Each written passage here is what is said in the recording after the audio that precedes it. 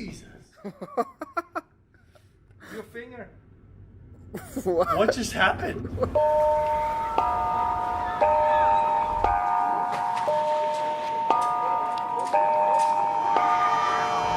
I'm in Switzerland, and there's a big festival going on.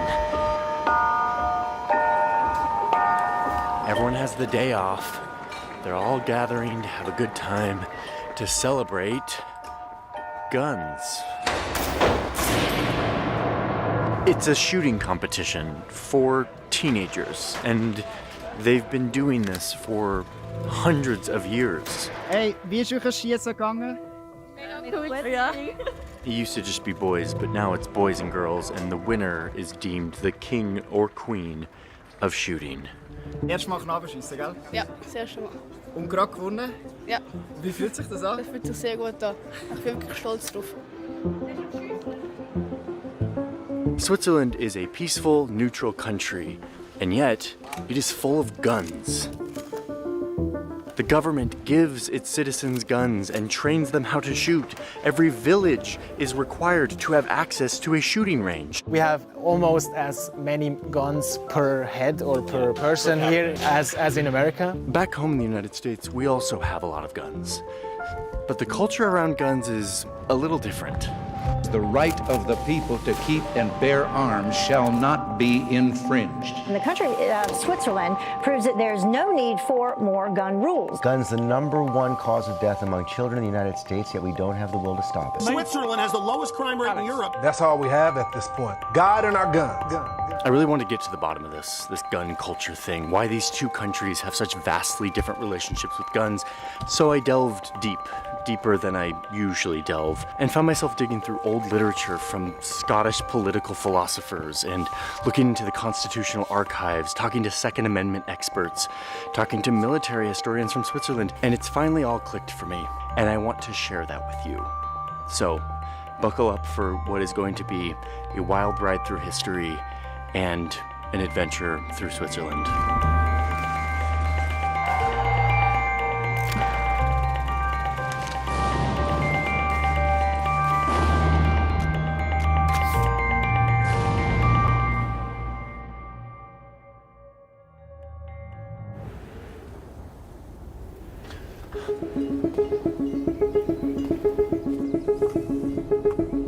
There's the shooting range, and the targets are on this side. Oh yeah, there's the targets. Oh, I hear them. Holy smoke. So they're literally shooting over the road right there. Oh my god, there's people. Jeez. There are bullets flying over our head right now? Oh my god. That is such a weird feeling. Headed to a shooting competition right now at this shooting range surrounded by beautiful Swiss mountains. The sound of these guns, my god, it's like a war zone. Good morning. Oh wow. But it's only 6 rounds. Yeah. But it's single loaded, so you always have to. You always have to cock it, yeah. Then you can make the ring wider Yeah. and smaller. Yeah. And you can even. As I'm standing here, you realize like the cars are right there. You could easily shoot them if you wanted to, if you were standing up. Like I knew that this existed. I saw the Tom Scott video a few months ago. I thought it was like there was one crazy shooting range in Switzerland that goes over a road. I didn't realize it was common.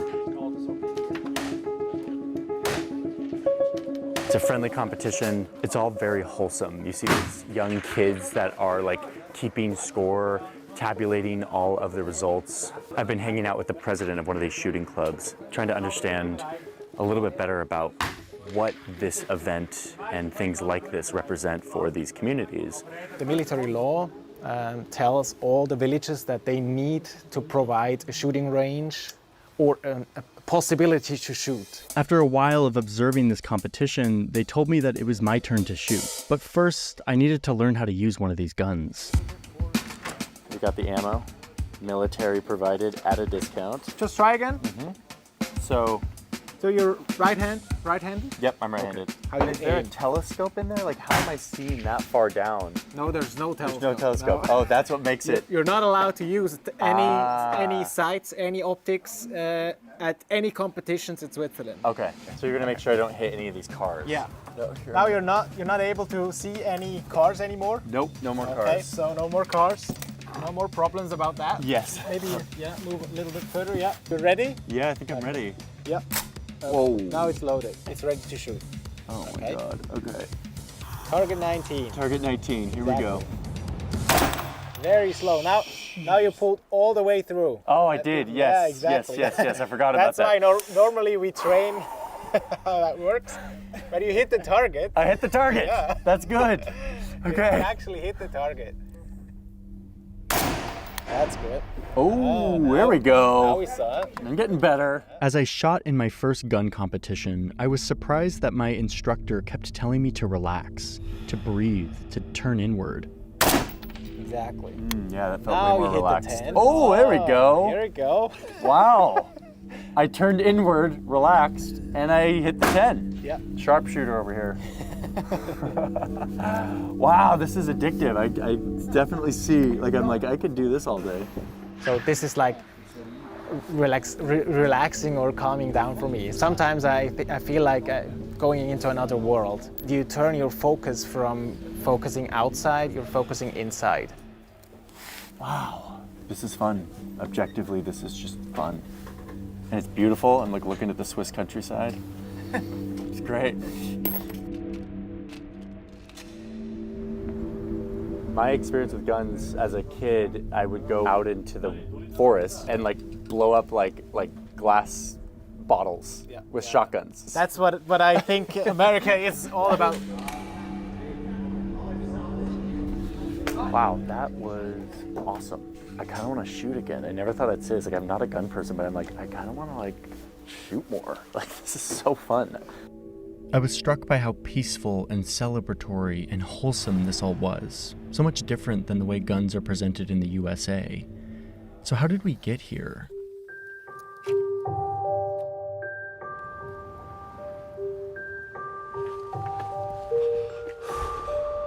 The story of Switzerland starts here. Well, actually down there, at that lake, in a little green valley where a group of people came together and made a promise to each other 700 years ago. And with that promise came a myth. The hero's name was William Tell, and legend has it that one day he refused to bow down to the king's local leader. It was a daring act of disrespect. So as punishment, the overlord forced him to shoot an apple off his own son's head. Tell aimed his crossbow carefully and released. He made the perfect shot. He continued to defy the ruler and eventually inspired the tribes in this region to launch a rebellion. Tell eventually shot the ruler dead, and the rebels would go on to win their independence, banding together to start the confederacy that would become Switzerland. They first made an agreement that they would protect one another, but instead of forming a full-time standing army run by a king, they would arm and train ordinary people to fight. So not an army at all, but rather a militia.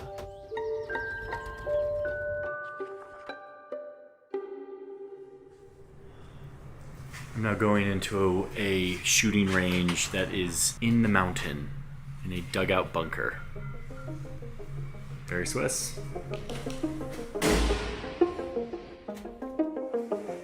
It feels like the old bunker days. Yes. Exploring a bunker, but I'm in a shooting range. Mind-blowingly big. It's like a maze in the mountain with just a bunch of rooms shooting. Okay, so now I'm fully loaded. Safety off. I'm gonna take safety off. Yeah, if you're on the target, and you want to shoot, you can take the safety off. Okay. Or not. Okay.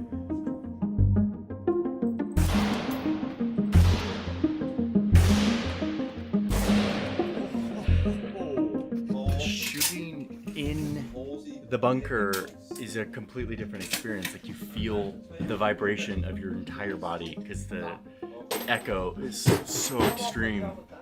I'm getting better at shooting.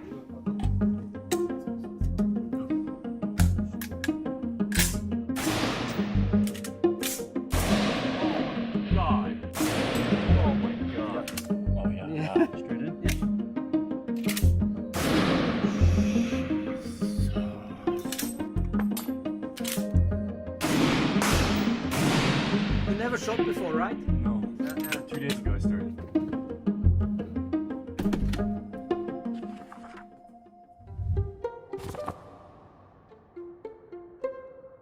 So back to 1600s Europe, where Switzerland remained this one peaceful confederacy protected by its citizen militia. Meanwhile, in the rest of Europe, greedy kings were using their huge standing armies to conquer one another, while Switzerland stood by training its citizens in the ways of war. Swiss citizens got so good at fighting that the Pope hired them as his personal protectors. Other empires would even hire Swiss soldiers to fight their own wars. But Switzerland itself remained almost entirely out of these conflicts on the continent. Eventually, European thinkers start to notice this peculiar Alpine confederacy, Switzerland, this place that trains their citizens to fight, and miraculously showed that you can have a republic, even in Europe, a sea of monarchy and kings.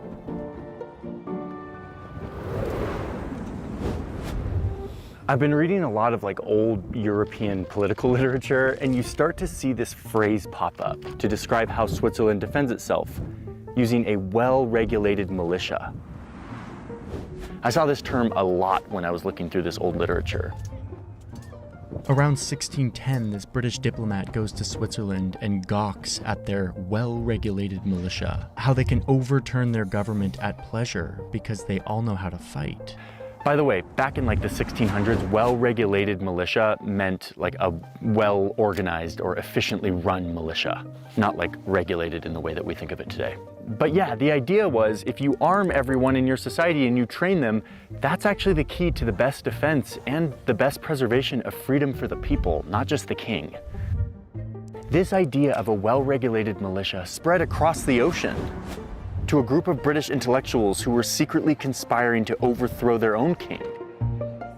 In 1776, they declared independence, using their own well-regulated militia to fight off a tyrannical king and his standing army. As they fought this war, a leader from Switzerland wrote to Benjamin Franklin, suggesting that this new rebel experiment called the United States should become sister republics with Switzerland. The Americans somehow won this war and got to work designing their new country. They sat down in a hot church-looking building to draft the document that would be the foundation of this experiment, a system free of kings. The founders studied the political systems of Greece and Rome. They studied the British Magna Carta, Native American confederacies, European philosophers. But then there was John Adams, one of the founders who was kind of obsessed with Switzerland at this time. He studied their system, and he was amazed at how their militia worked, how they required everyone to have a gun and to have ammo, and they wouldn't let them get married unless they did. He wrote all about this in a treatise on different government systems right before he wrote the Constitution with his fellow co-founders. Switzerland was a model. It was the republic that had resisted tyranny and been able to stay free in a Europe full of kings. And when it came time to write the actual Constitution, you can see that a militia was enshrined in the Constitution itself. In the Constitution, the role of the militia is to protect the government, to protect the country from invasion or insurrection. And then after the Constitution, it became time to draft that sacred list of the most fundamental rights that would ensure that the American project remained free and full of liberty. The first of these 10 amendments would be freedom of speech and of expression, assembly, religion, and the press. But right after that, they write the Second Amendment, and it's about the well-regulated militia being vital, being necessary for the security of a free country. So to have a militia, the people must have arms. They must have a right to have guns. So now you have the Constitution, the Bill of Rights and the Second Amendment, and then a few years later, the well-regulated militia idea got enshrined in law when one of the first Congresses passed a law that said that every man doesn't just have the right to have a gun, but is required to have a gun and ammo and must train to use it so that the president could call on its armed citizens as its mechanism for defense. This whole legal framework was very clearly like, yes, you can have guns, but only if you are ready to use them to defend our country from invasion or insurrection. And sure enough, George Washington had to actually use this. There was this rebellion in Pennsylvania over taxes, and George Washington called up his armed citizens to march and tamp down on these rebels. And it totally worked. The militia system was working for this young nation to ensure its freedoms with an armed citizenry, something Switzerland had been doing for centuries. Guns started out as a symbol of collective security, as collective defense, armed citizens ready to stand up to defend the country. But needless to say, things kind of changed when it came to guns in America. So how we got from that to this is the next part of this video. And in my mind, it's the most interesting version of this story because it shows us how Switzerland and the United States diverged so severely from this militia culture. Okay, but before we get to that, I want to show you more about Switzerland today. Show you what it looks like when a country sticks to an actual militia system as their primary tool for national defense. Okay.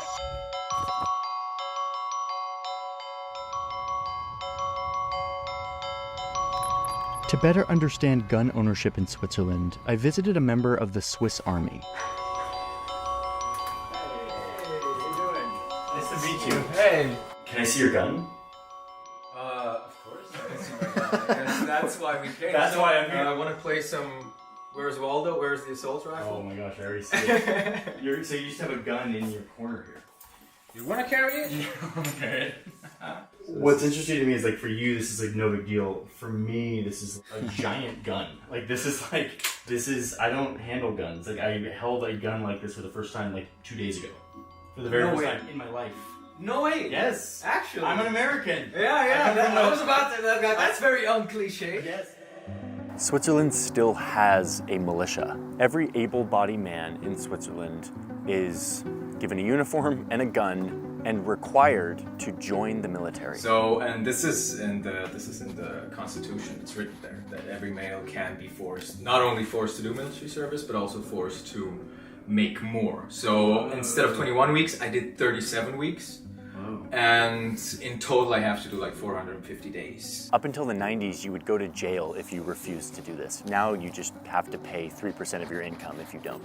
I was also very against the military, and I went reluctantly. One of the first things you do in this initial training is you come to one of these clubs and you learn to shoot. It was kind of scary, actually, because it's all like 18 to 20-year-old guys, and it's just like, oh yeah, we're gonna go to shoot this gun now. Yeah. And it's like, here's ammunition, here's the rounds, and now you do what you learn. After the recruits complete their training, they return back to their normal jobs, to their normal lives, but they keep their firearm with them in their home.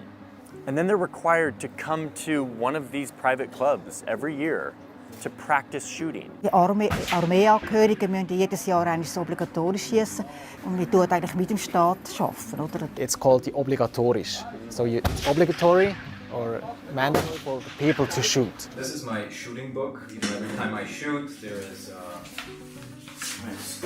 like a little report. Somebody has to sign it. Of course, when you go shooting, you just take this out, but then it's just like this. Wow. And then you go to the public transport, just like that. You're just walking around on the train with your gun? Yeah. Really? Yeah. So it's actually similar to what the United States national defense strategy looked in like the 1800s, where every able-bodied man had a gun and was required to use it, required to be ready to defend the country from invasion or insurrection. Part of this is also being able to fight if it would be necessary, just to protect our country, and this self-defense thinking is part of our people and from Switzerland. What Switzerland doesn't have that we have in the United States is a Second Amendment, an articulated, unambiguous right to have guns. Instead, guns are articulated mostly as a duty to protect the country. And then, secondly, comes the privilege to use guns, to compete with them, to own guns, etc. For them, the duty came first. We have a tradition of more of a liberty tradition, and there it's more of a responsibility tradition. Essentially, everybody has to go. So this is kind of like one thing that unifies a lot of the male population here. And it's just like, You can meet a guy, and if he's done military service as well, you can talk for hours and hours and hours on end. And this to me makes all the difference. Like, these two different purposes of guns in society, whether they are a right for individuals or the duty of the collective. I think this is a major factor that divides these two gun cultures. If you could describe Swiss shooting culture in 3 words, what would those words be? Wettkampf, Kameradschaft, Tradition. And this is where it all clicked for me. I had thought that Switzerland's gun culture was the product of smart laws and gun policies. But being here, it was becoming clear that it was the militia system that was at the root of all of this. The requirement for every man to learn how to shoot as the main strategy for collective national defense, turning guns into a symbol of community and celebration, the center of large festivals all over the country, where Swiss traditions are celebrated with firearms at the center, like that teen shooting competition in Zurich, or this important shooting festival that takes place at the foot of the Alps along a beautiful Swiss lake, the place where the founders of Switzerland formed their confederacy in 1291.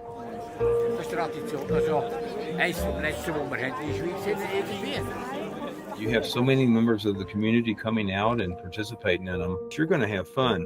The shooting is fun. They'll have music. After you're done shooting, you can have some beer or wine, and it's a family affair. And so they kept that alive. Das Treffen dort, das untereinander mit sich zusammensehen und so weiter. Und da hat es alle dort. Dort hat es von Arbeitern, von Angestellten bis zu Unternehmern. Dort sind alle dort. Also es ist eine Gemeinschaft. Oder? Okay, we're at yet another gun club, and once again, this gun club has a target that goes right over the top of a highway. I'm here to continue to learn what the deal is with Swiss gun culture and to see if I can get a better score than I did last time. Okay, so this is the gun we're shooting today. Gonna give it a go here? Oh, there's a kick on this one. Okay, here it goes.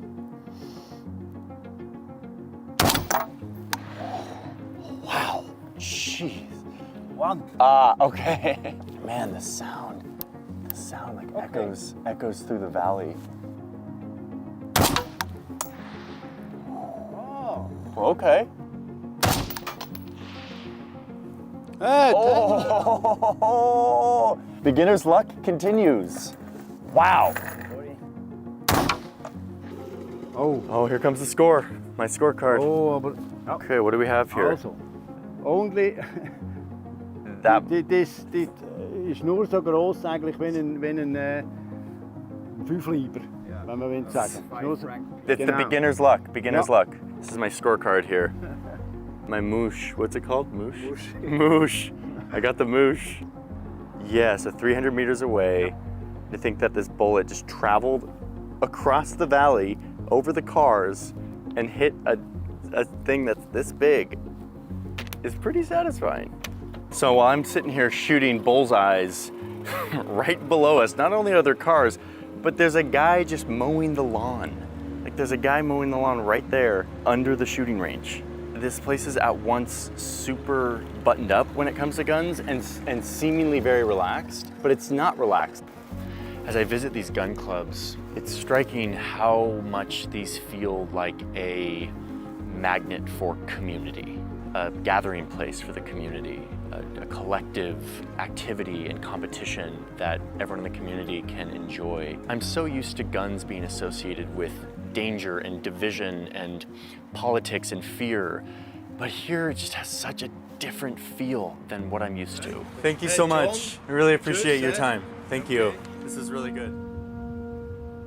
It's been a really enlightening experience visiting all these shooting ranges, and what it's taught me is that guns here in Switzerland are a totally different thing than they are in America.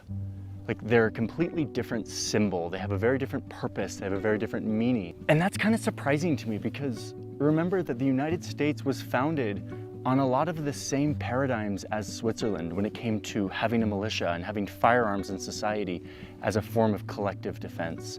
So to understand how these two gun cultures so greatly diverged despite having similar roots, you have to understand what happens after the Constitution, after the Second Amendment.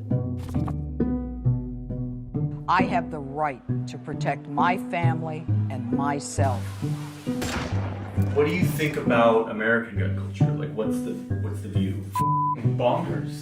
Like the fact that everybody has a gun in America, it would make me feel uneasy. And I'm used to being in the proximity of guns and allowed the gun. I don't know how you guys do it. And if he tries to take our guns, he can take them from our cold, dead hands. There has been a shooting at a synagogue. Get off of my porch right now. Gun control, all it's going to do is take the guns out of the people that obey the law. 3 people are killed in Jacksonville, Florida today after what appears to be a racially motivated hate crime. So after its independence, the US quickly learned that while a militia is great for defense, deterrence, and neutrality, it is not good for one thing: conquest. Beginning in the 19th century, the US expanded west very quickly. They fought other European colonists and Native Americans for their land. They would eventually fight each other in a civil war. These kinds of operations were too big for militias made up of everyday citizens. Instead, they needed to establish and fund a centralized, professional standing army. And this was just the beginning. By the time the 1900s rolled around, the US had grown into something that Switzerland never was, and probably never will be: an expansionist empire, using its sprawling permanent military to wield influence around the globe. By the middle of the century, it would become the largest and most powerful military to have ever existed.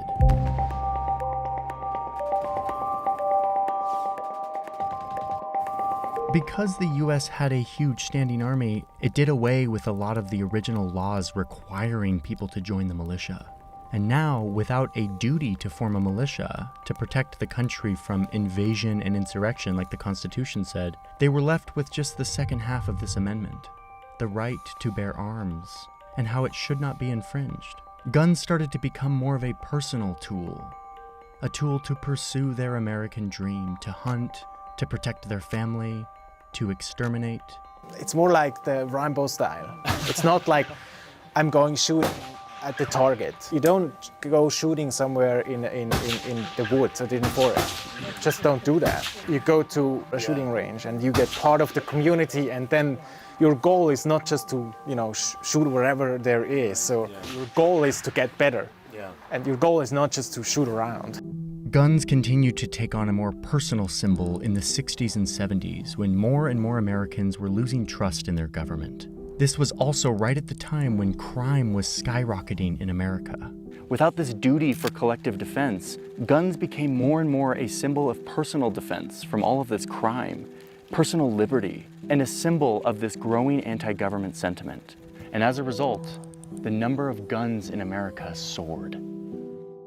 The NRA, which, remember, after the Civil War started as a largely non-political group that was meant to just help Americans be more responsible and better marksmen, they got taken over in the 70s by a group of hardliners who wanted to change the agenda of the NRA, turning it into a political lobbying group that was set on reshaping the way Americans thought about the Second Amendment and making sure that no legislation ever made it through that curtailed gun rights. They began pushing an interpretation of the Second Amendment that was about individual protection, a right to bear arms so that you can protect yourself, and trying to de-emphasize the connection to a well-regulated militia as the purpose for this right to bear arms. In the face of this relentless onslaught of gun control schemes, you're the reason the Second Amendment still stands. You're the tip of the spear. You're the ones that make it possible for us every day to defend this freedom. And it totally worked. The Second Amendment became more and more a guarantee that everyone can have guns to protect themselves and their family, having nothing to do with protecting the country. After all, we had the biggest military in the world. We didn't need a militia anymore. Don't let Hillary leave you protected with nothing but a phone. The NRA Political Victory Fund is responsible for the content of this advertising. This interpretation of guns and the Second Amendment would become solidified in a 5-4 vote in the Supreme Court in 2008, when the court ruled that the Second Amendment guaranteed people to have guns, even when those guns have no relationship to an armed militia. So this is why the United States has more guns than any country on earth, because the courts have ruled that guns are an individual right, a right to bear arms. Every year, 20,000 murders occur with a gun. Thousands of children and teens are killed with a gun. Hundreds of deaths are caused by gun accidents. Hundreds of mass shootings And of course, the leading cause of gun violence, suicides. Tens of thousands of lives taken with guns. But we can't seem to do much about it because as long as guns remain an individual right, now deeply woven into American identity, any effort to try to pass reasonable laws to try to limit these countless deaths that we have in our country will continue to fail, especially as the NRA continues to politicize guns, to use them to divide America, to scare America, and to make us feel like we need guns to be safe. The facts are on our side. Guns save lives. And you'll never stop us from defending our families. My last visit was an important one, to this gun shop, where the owner is Swiss, but is a card-carrying member of the NRA and a big fan of American gun culture. I had to get his take on this. These are the best assault rifles in the world. Really? These are, yes. Wow. What makes them so good? Why are they so good? They're Swiss made. Any questions? Yeah, exactly. You don't need to say any more. What do you feel when you look at American gun culture? It's very, very interesting. From the gun system, from the gun laws, I would like to live in the States, but not with all the dumb asses around. I don't know why there are so many deaths, accidents with firearms. Yeah. And here, nothing. Yeah. I don't know why. Why are the US citizens so stupid and let a loaded firearm there on the table with kids 1, 2, 3 years old? Yeah. I don't know why. You need some rules, some. Yeah. Our government, they support shooting clubs. Yeah. They do support ammo. They support shooting ranges. Yeah. They support the guys who are going to a shooting range. You need rules. Yeah. You need to have it. Yeah.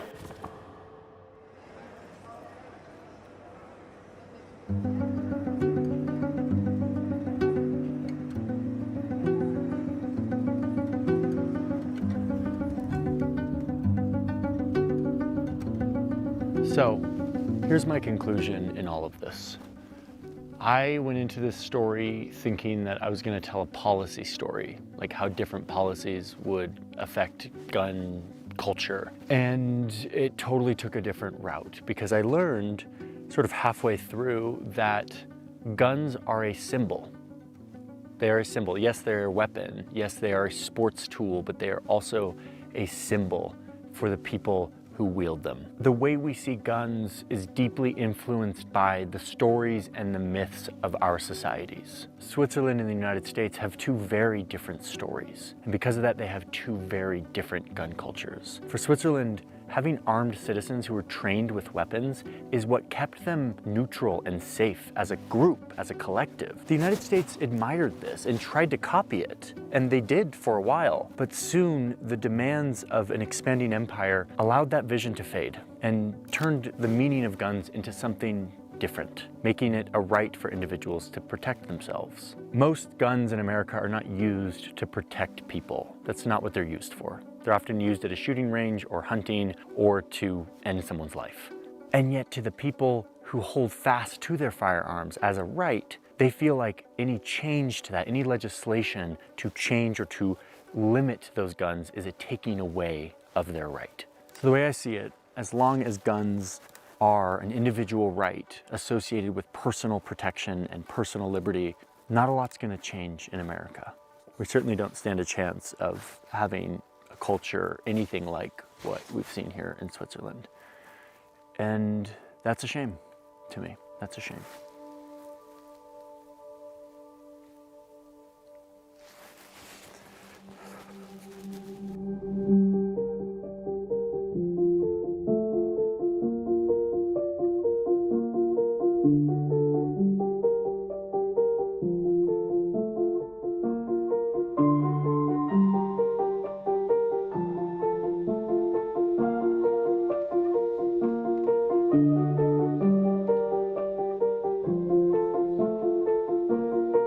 Hey, before you go, I need to tell you one last thing, which is that we made probably our last batch of the poster that I designed last year. It's a poster called All Maps Are Wrong, and I'm very proud of it. It shows all the ways that you can take our Earth and project it onto a 2D plane, which always comes with some distortion.